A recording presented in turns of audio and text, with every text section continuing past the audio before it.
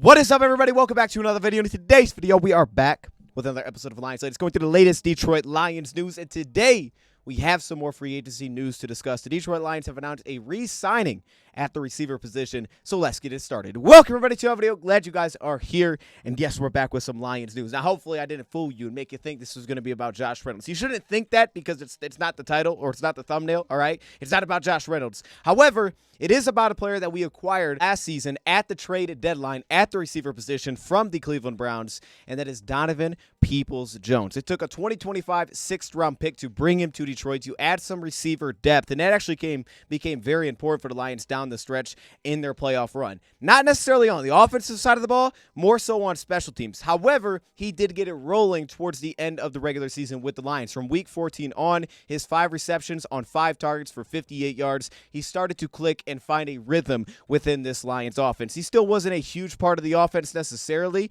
but he found a little bit of a role that he was able to carve out. And of course, this opens up flexibility for the Lions. Now their receiving core, I mean, your big 5, I guess you could say, that you have back in the building: Khalif Raymond, Amon-Ra St. Brown, Jameson Williams, Antoine Green, and now you throw Peoples-Jones into that mix, which, by the way, it is kind of nice to re-sign the player that you gave up a draft pick for. I mean, it didn't mean that he had to, but it is kind of nice to bring that player back. But it was also great to see him grow and progress within this offense, because if it was just like the way that it started and ended like that, there's no way this player would be brought back to the Lions. But he's still young, 25 years old. We know Ben Johnson spoke very highly about Donovan Peoples-Jones when they acquired the 6'2", 204-pound receiver that lit up the combine, not by 40 time at a 4.48, however, by vertical jump at 44.5 inches. I think he set the record. I don't know if it still stands or not, but it was incredible at the time. And like I said, he had a really strong finish towards the regular season. Now, we'll talk about that, but first, to talk about the playoff side of things, his value came mainly as a punt returner for the Lions in the playoffs. Without Khalif Raymond, the Lions had to figure out what they were going to do at that position,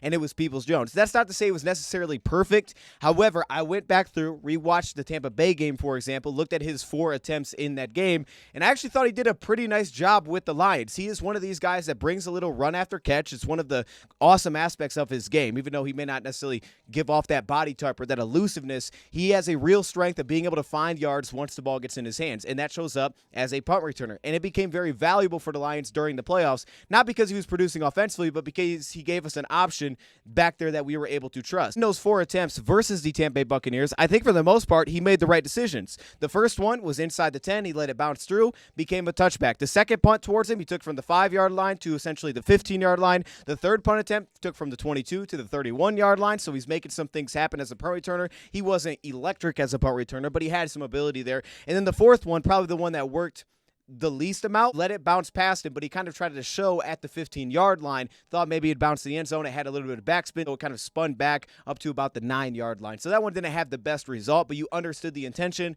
and he tried to kind of sell at the 15 and then lay a block to let that thing bounce to the end zone. It just did not happen. But for the most part, I thought the decision-making was fine as a punt returner. The other value that he adds on for the Lions of special teams is specifically on the kick return team. 42 snaps on the kick return team, not necessarily as the kick returner, but being able to play in kind of that running back second returner role on kick return formations right in front of the actual kick returner. So he gave us value there as well for the Lions, and a little bit outside of that. Now, offensively speaking, this is where I've seen this player have a huge season. You go back a few seasons, he had almost 900 yards receiving, and then he started to kind of lose his role with the Cleveland Browns as they added in more and more receivers, kind of lost his role, was traded to the Lions, and it was a really slow start. I mean, it felt like there was timing issues, hitting landmark issues. There was an interception that was in there, I think, in the first time that he actually technically was counted for a target. It was a slow start, and we were just like, where is Donovan Peoples-Jones? We didn't really see the red zone impact either. Now, that really never came along, was him being a huge red zone target for the Lions.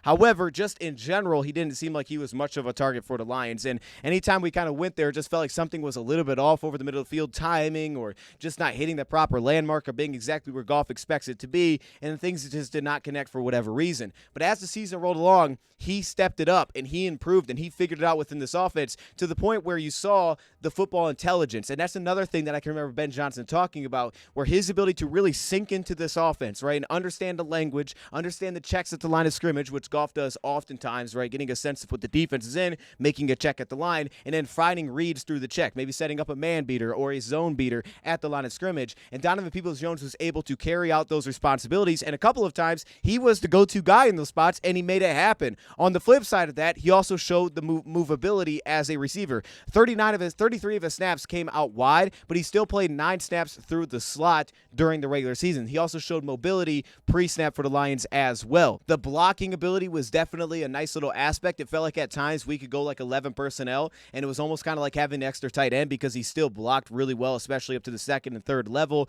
and he would be used for a lot of those pin pull looks as well. Of course, he also carried that value on screens as well. Now, what I saw from him as a receiver that stuck out to me was, first off, when you just look at some of the receptions that he was able to put up, he was impactful over the middle of the field, and that was nice. And to me, that was like dialing in the timing, hitting his landmarks, Goff being able to trust to put it over the middle of the field, and him being where he's supposed to be. Then he started to open up the run after catch aspect, and it felt like the Lions found some real success getting him into situations where he could run with full speed, whether that's a deep crossing route, a drag route, something that can keep him on the move. Now, of course, in zone coverage, you have to sit down, but getting him on the move, getting him crossing the field, getting him running away from the defense allowed him to really open up the run after catch ability, and I thought that was awesome. Plus, it's just something that naturally we do in our offense a ton, is kind of those deep digs, so he fits in perfectly to that offensively because he also brings the ability to get it and then make something happen once the ball gets in his hands. He transitions very quickly, and at the same time, he also has very confident hands. He's always been a very good pass catcher, always had reliable hands, but he plays with a lot of confidence in his hands where he doesn't need to slow down to make a grab,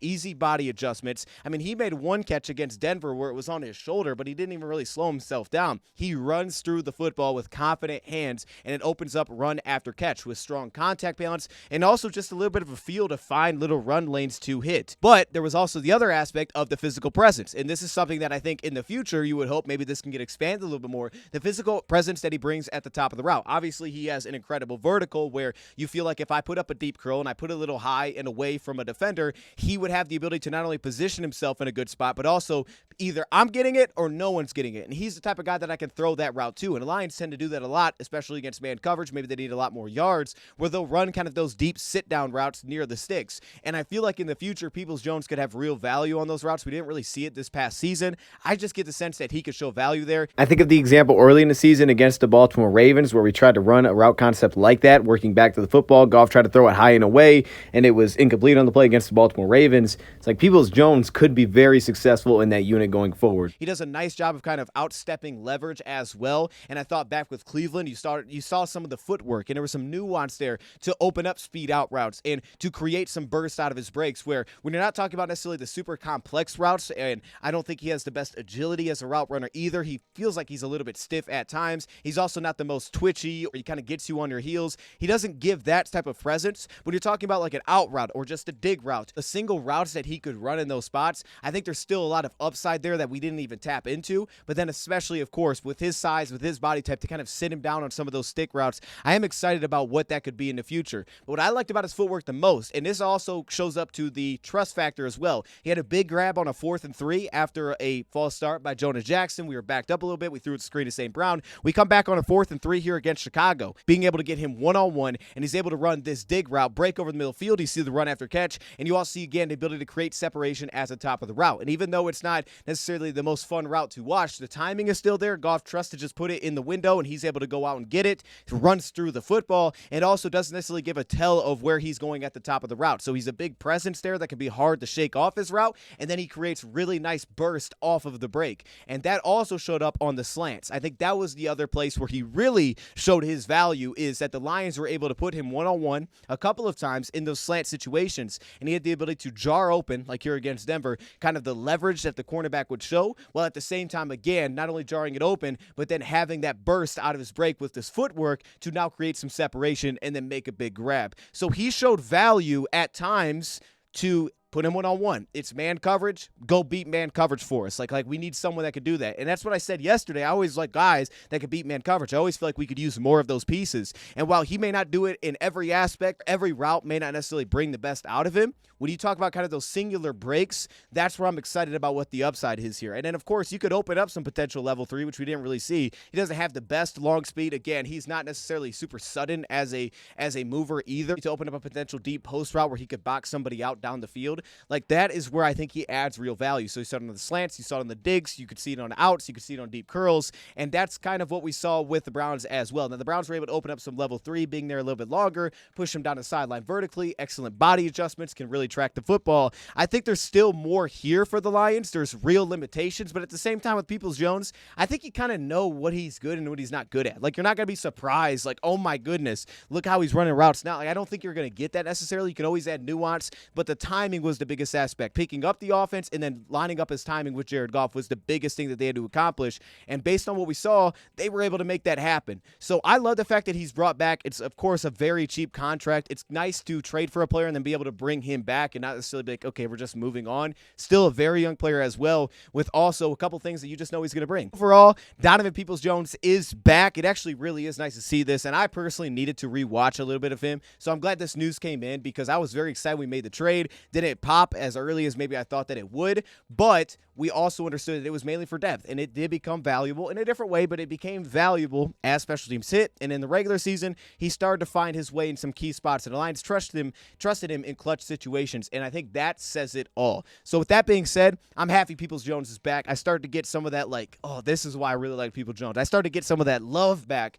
when we had initially made the trade, and I loved it. I started to get some of those feelings back. So this is great. I don't think it counts out the ability to bring back a guy like Josh Reynolds. We don't know that that's going to happen, though, but it does give the Lions some real flexibility, right? It gives them a little bit more breathing room, it feels like. And now with Antoine Green, you already have 3 staples that are under contract. Tie that on with your tight ends and your backs. Lions are in a pretty nice spot receiver-wise. They have a lot of options, whether that's Josh Reynolds, a different free agent receiver. They want to go back into the draft and do that as well. They have a lot of options to add more pieces to this room. But right now, these 5, I feel pretty good about it. So I'm going to leave right there. Let me know your thoughts in the comments below. Thank you, Pride, for watching, and I'm out.